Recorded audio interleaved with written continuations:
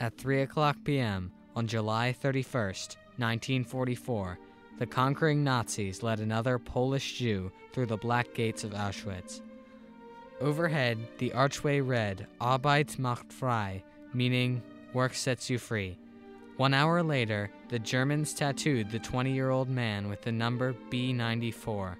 Their goal was to strip him of his humanity and work him in the labor camp until he died. Unforeseen by his Nazi captors, the young man, Menachem Bornstein, would conquer Hitler's final solution and live to bear witness to the triumph over the unimaginable tragedy of the Holocaust. This man and those precious few remaining like him embody the spirit of the survivor.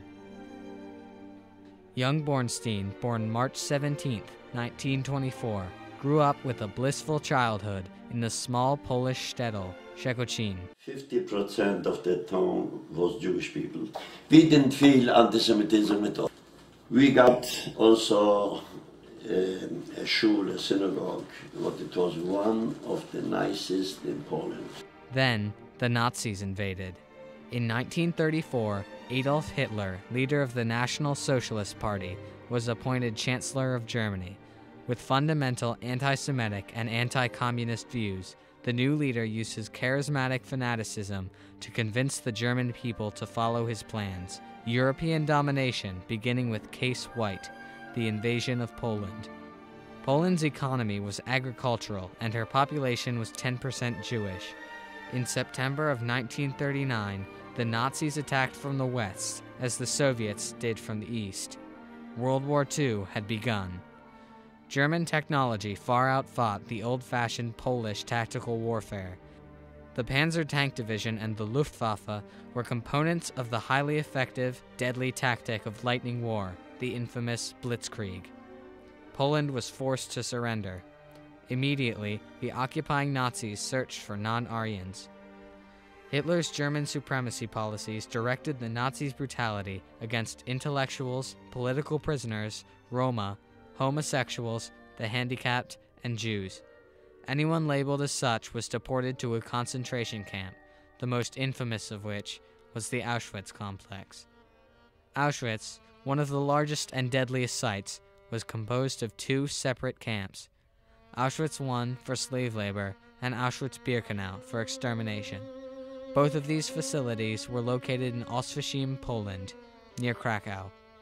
Prisoners were transported to the camps in boxcars, often crowding over 100 persons in each. Many victims believed the Nazi propaganda. They were merely being relocated, so they brought along personal possessions, which would later be confiscated by their tormentors. As soon as the new arrivals exited the train, their fate was decided. Rabbi Bornstein escaped this selection. Women, children, and the frail were frequently the first victims. Some were understandably confused, others wary, and still others were optimistic. The Nazis skillfully avoided rebellion and disobedience in the camps by extending some hope for survival if the prisoners were compliant with a series of ever-changing rules and procedures. The Auschwitz gas chambers were designed to exterminate up to 1,000 people in just 20 minutes. Convinced they were showering, prisoners cooperated by willingly entering the massive room. They were then slowly suffocated by Cyclone B. Pellets of this deadly poison were dropped through a small hole in the top of the chamber. The Sonderkommando, a group of prisoners with the grim duty of stealing any remaining possessions among the corpses and removing the bodies for cremation, made its rounds through the gas chambers.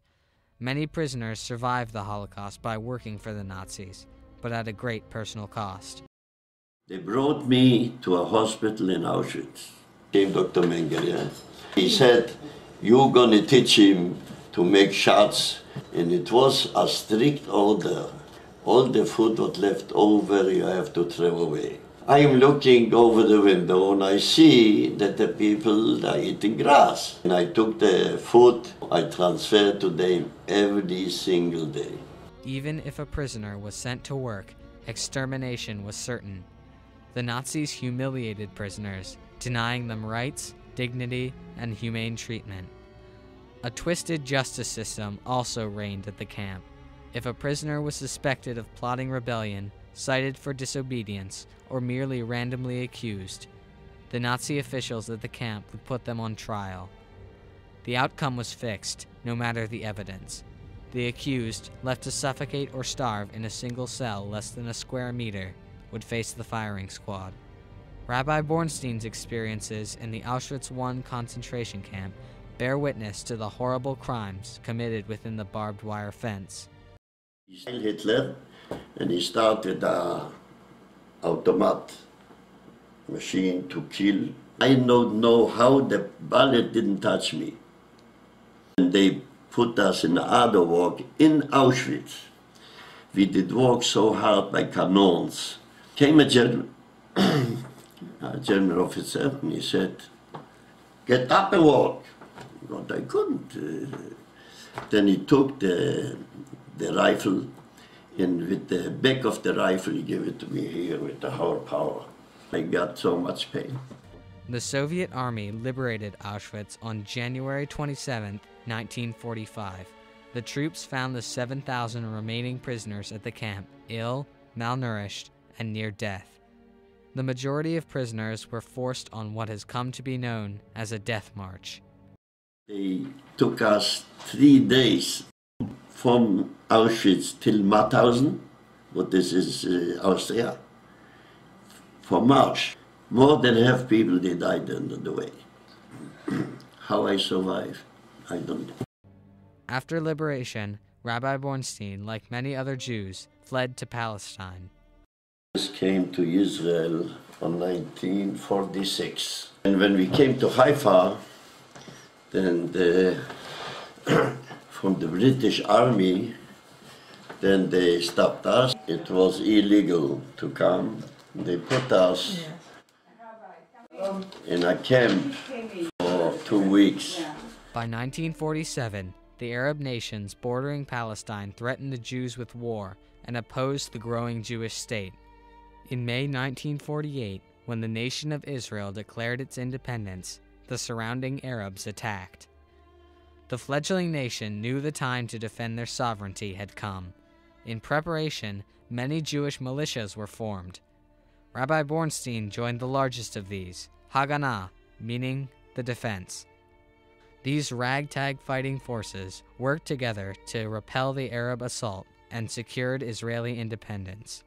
Rabbi Bornstein continued his military commitment during the Six-Day and Yom Kippur Wars. He participated in many of the later Arab-Israeli wars as a medic. Then, in 1952, he married Chedva Babad. 30 years later, he, like so many other Jews, moved to America. Today, Poland's Auschwitz concentration camp complex is a museum with over 1 million annual visitors. The crematoria and gas chambers are long deserted, and only the gloomy ruins remain of the graveyard for the surplus of 1.5 million people who died there. The old firing squad wall has become a flower-adorned memorial, while a flag waves overhead, symbolizing the enduring spirit of those who would not surrender. These abandoned places whisper the stories of and bear witness to the horrific tragedy that was the Holocaust.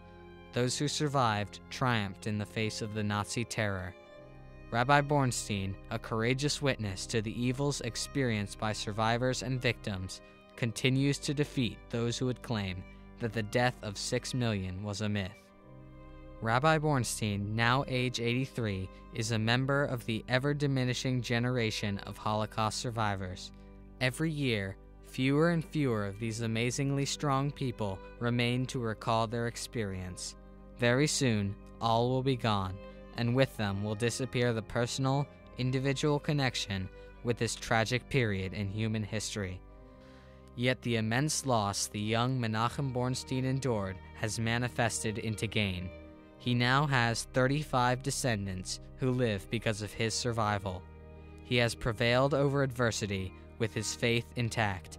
His story, and those of his fellow witnesses to the Nazi horror, embody the spirit of the Holocaust survivor, a testament to the triumph over the tragedy of 12 million murdered souls.